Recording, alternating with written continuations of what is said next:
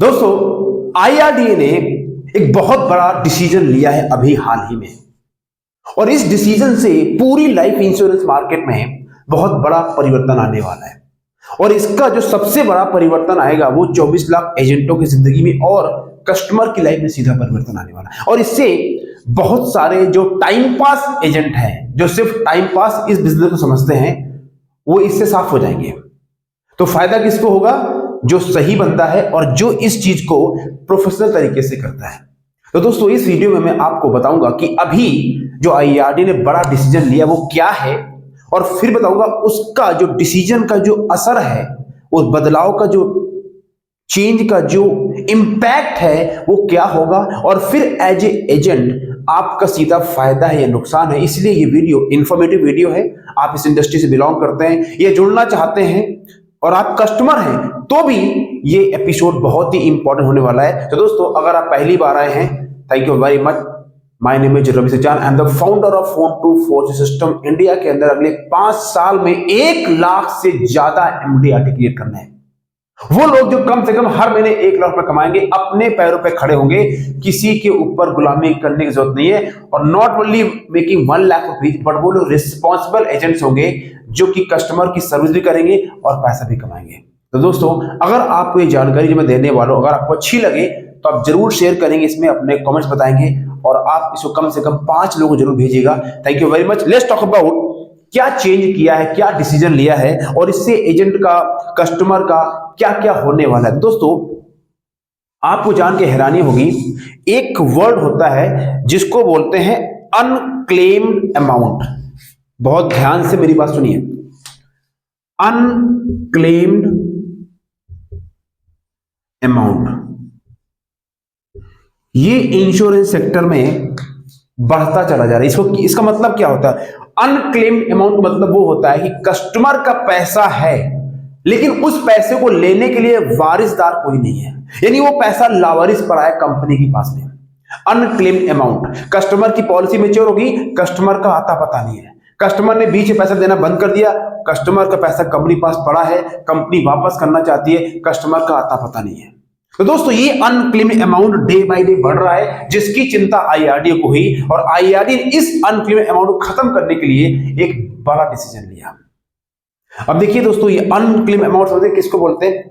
आपको जान के हैरानी होगी, अभी 2021 डेटा के हिसाब से सिर्फ एलआईसी के पास में 21,539 करोड़, अरे बाप रे बाप, 21,539 करोड़ रुपीज, यानी 21,539 करोड़ 2021 का डेटा है। दोस्तों ये अनक्लेम्ड अमाउंट एलआईसी के पास में है, और जो बाकी इंश्योरेंस कंपनियां कम से उनके पास भी 4-5 हजार करोड़ होगा। और ये दोस्तों 2021 का डेटा है। अब तक दोस्तों करीबन 30,000 करोड़ का अनक्लेम्ड अमाउंट, यानी पैसा कंपनी के अकाउंट में पड़ा सड़ रहा है। जैसे हमारे देश में दोस्तों अनाज है ना, हमारे देश अनाज बहुत है, गेहूं बहुत होता है, तो गेहूं दोस्तों सरकार के भंडारे में सड़ जाता है, इतना गेहूं होता है।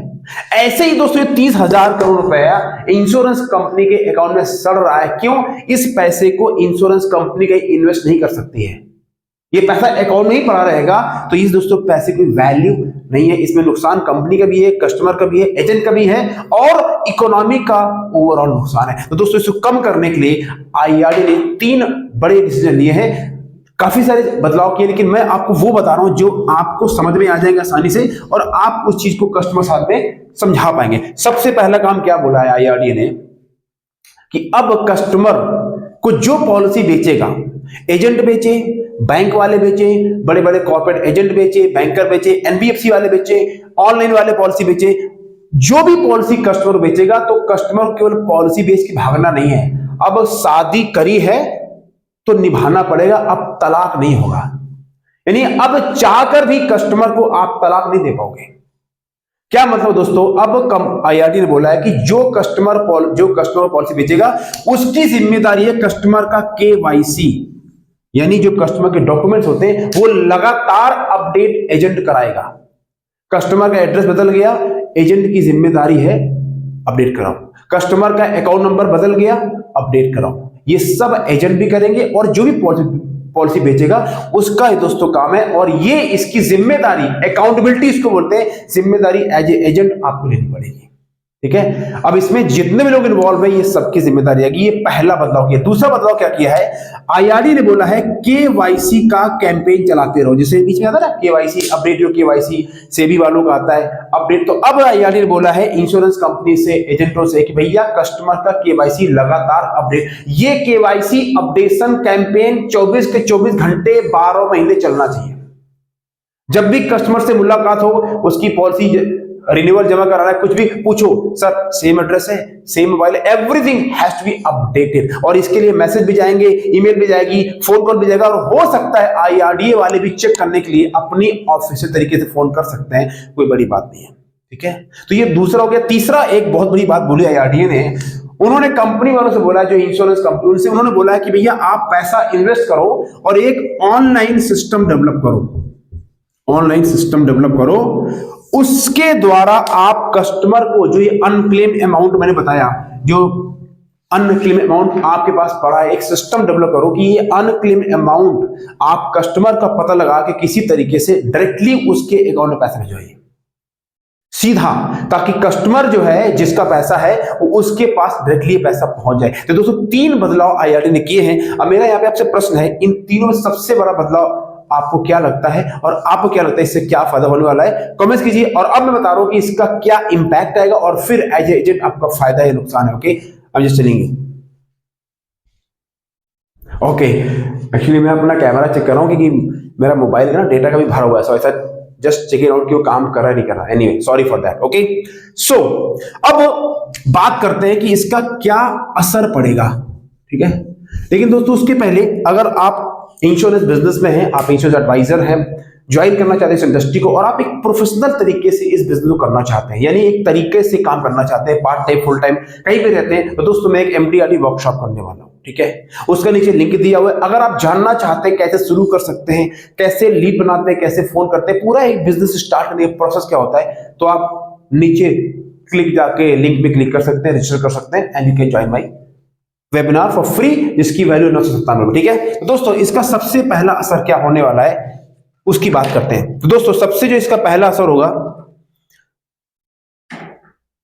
जितने भी एजेंट बाजार में मिस सेलिंग करते हैं, इनकी खटिया खड़ी हो जाएगी।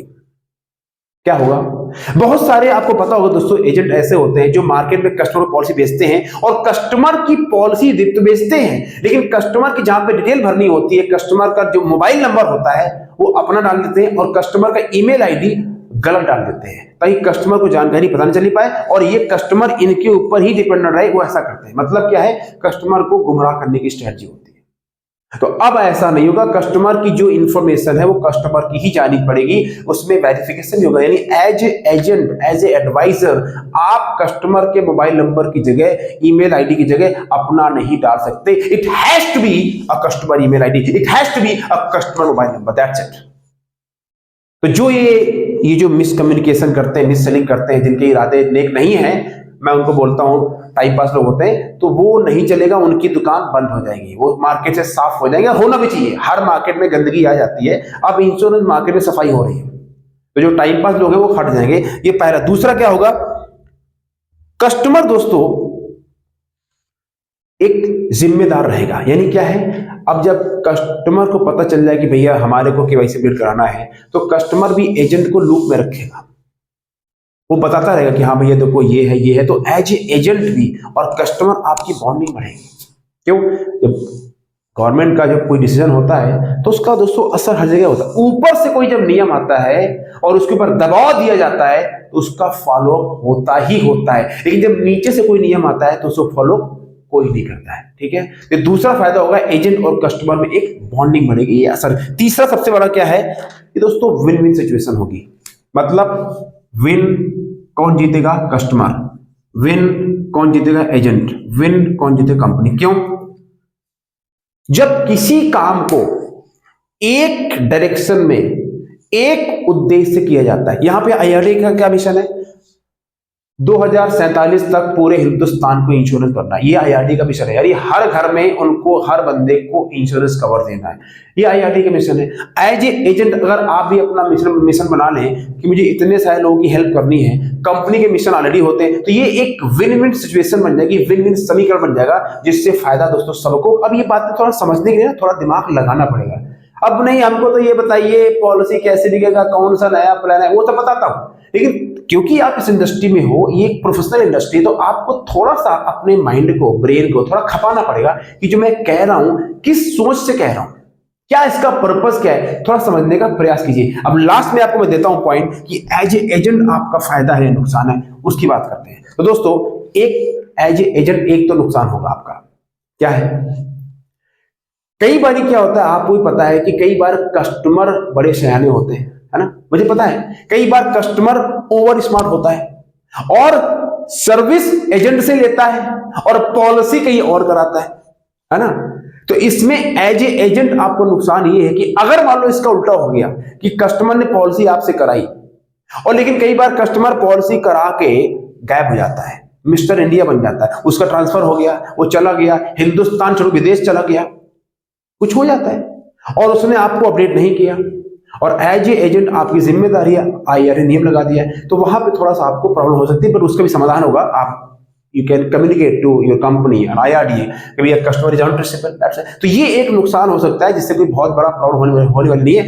दूसरा इसमें जो फायदा है एजेंट का, वो फायदा क्या है, अब अगर एजेंट आपसे पॉलिसी नहीं कराता है और सर्विस लेने आपसे आता है, तो आप चौड़े होकर कह सकते हैं खुले आम कि सर आपने पॉलिसी किससे कराई थी? नहीं वो हमने बैंक वालों से कराई थी।